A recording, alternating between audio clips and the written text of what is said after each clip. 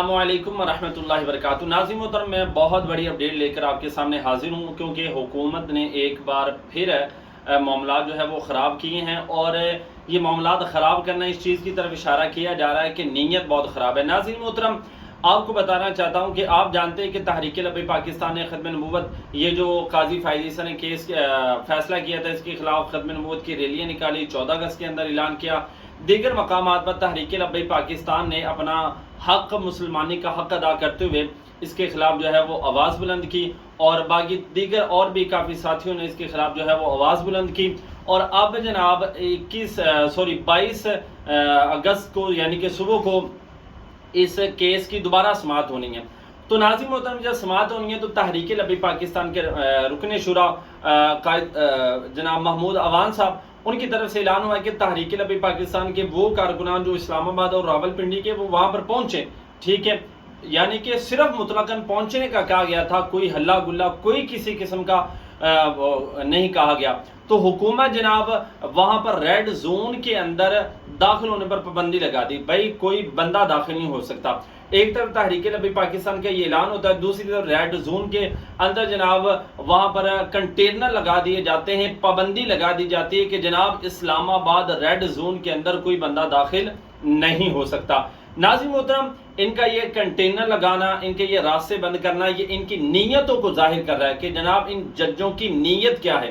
حالانکہ ان کی نیت صاف ہوتی تو پھر ان کو کیا مسئلہ تھا، چاہے 1000 لوگ وہاں پر چلا جاتا، لاکھ چلے جاتے۔ جب انہوں نے فیصلہ پاکستان کے آئین کے مطابق کرنا ہے، شریعت کے مطابق کرنا ہے، پھر جناب ان کو مسئلہ کیا ہے؟ جناب یہ ان کا کنٹینر لگانا یہ اس چیز کی طرف اشارہ کر رہا ہے کہ جناب ان کی نیت کے اندر اب بھی بد نیتی ہے۔ تو انشاءاللہ تحریک لبیک پاکستان اس معاملے میں بالکل بھی جو ہے وہ ڈھیل نہیں چھوڑے گی۔ ہم نے فیصلہ وہ کروانا ہے کہ جو جناب پاکستان کے آئین کے مطابق ہو، قرآن و حدیث کے مطابق ہو۔ اگر فیصلہ پاکستان کے قانون کے ساتھ ٹکرایا، قرآن و حدیث کے ساتھ ٹکرایا، تو اس فیصلے کو ہم اپنے جوتے کی نوک پر رکھیں گے، وہ فیصلہ بالکل بھی نہیں مانیں گے۔ ہم نے فیصلہ وہی ماننا ہے جو قرآن و حدیث ہے اور جو پاکستان کا آئین ہے۔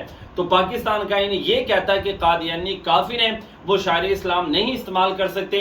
جب جناب 1984 غالباً 84 کی بات ہے، 1984 کے اندر جب جناب یہ فیصلہ ہو جاتا ہے کہ جناب قادیانی شاعر اسلام استعمال نہیں کر سکتے، عبادت گاہ کے اوپر مینار نہیں لگا سکتے، اذان نہیں دے سکتے، دیگر معاملات نہیں کر سکتے، دین کی تبلیغ نہیں کر سکتے، تو جناب اس قانون کے اندر اب کیوں چھیڑ چھاڑ کی جا رہی ہے؟